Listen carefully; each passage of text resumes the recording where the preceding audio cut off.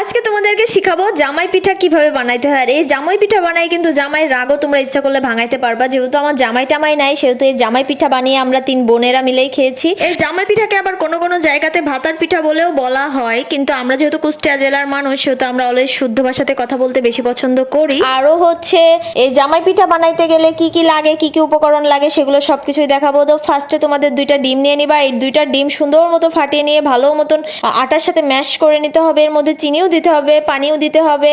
আর আমি যেহেতু রেসিপিটা জাস্ট মুখে বলতেছি, ফার্স্ট বলা হয়ে যাচ্ছে, যেহেতু আমি মুখে ফার্স্টলি বলে দিব, বাট তোমরা বিষয়টা ভালো করে দেখলেই বুঝতে পারবা যে কিভাবে কিভাবে বানাইতে হয়। লাস্টে কিন্তু কালো জিরাও দিতে হবে, কালো জিরাই তো বলে মেবি ওইটাকে। তো যাই হোক, এদিকে দেখেন একদম ভাঙা বাঁশ নিয়ে চলে এসেছি, আকার মধ্যে সুন্দর মতো বাঁশটা দিয়ে দিলাম।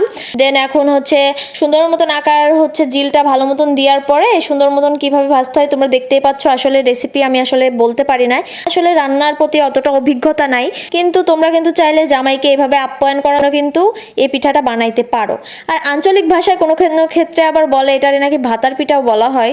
যাই হোক, তোমরা যে যেই পিঠাই বলতে পারো, সমস্যা নাই। আচ্ছা, আরেকটা প্রশ্ন তোমাদেরকে করতে চাই, ঠিক আছে? তোমরা মনে করো তুমি কোনো দোষ করনি বা তোমার কোনো ভুল নাই, তবুও কিছু পাবলিক আছে তোমাকে নিয়ে কথা বলে, পরবর্তীতে দেখা যায় তারাই মারা খায়। বিষয়টা কেমন লাগে তোমাদের কাছে? যখন অবশ্যই কিন্তু কমেন্টে জানিও। আমার কাছে তো সেই একটা মজা লাগে, কি বলবো গাইজ, এটা ভাষায় প্রকাশ করার মতন না। তো আজকে ভিডিওটা কে কোথায় থেকে দেখছো অবশ্যই কিন্তু কমেন্টে জানিয়ে দিও। তো আজকে ভিডিও এ পর্যন্ত, সবাই ভালো থেকো, সুস্থ থেকো, আল্লাহ হাফেজ।